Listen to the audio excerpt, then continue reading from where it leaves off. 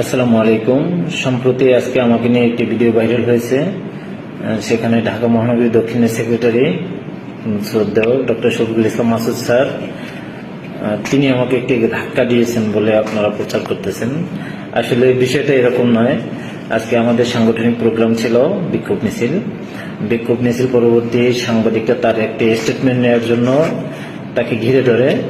তখন আমি নামাজের টাইম হয়ে গেছে এই বলে আমি তাকে বারবার গাড়িতে ওঠার জন্য বলি, কিন্তু তিনি আমাকে বারবার বলতেছিলেন যে আমাকে চলে যাওয়ার জন্য সামনে, না হয় আমি জ্যামে পড়ে যাব গাড়ি নিয়ে। আমি বাইকে ছিলাম। তখন আমি তার কথা শুনতে না পাই তিনি আমাকে পিছন থেকে ইশারা করে আমার গায়ে হাত দিয়ে তখন বলে যে তুমি তাড়াতাড়ি চলে যাও। কিন্তু এই বিষয়টা নিয়ে আপনারা যারা ট্রায়াল করতেছেন আসলে বিষয়টা খুবই দুঃখজনক। আপনারা যেরকমটা করতেছেন বিষয়টা এরকম নয়। তিনি আমাকে খুবই স্নেহ করেন, আমি তার কাছেই থাকি সার্বক্ষণিক। আমি তার কাছেই বড় হয়েছি ছোট থেকে। তিনি আমাকে খুবই স্নেহ করেন, আমি সার্বক্ষণিক তার সাথেই থাকি। এই বিষয়টা নিয়ে যারা আপনারা ট্রায়াল করেছেন আমি খুবই দুঃখিত আপনাদের এই বিষয়টা নিয়ে।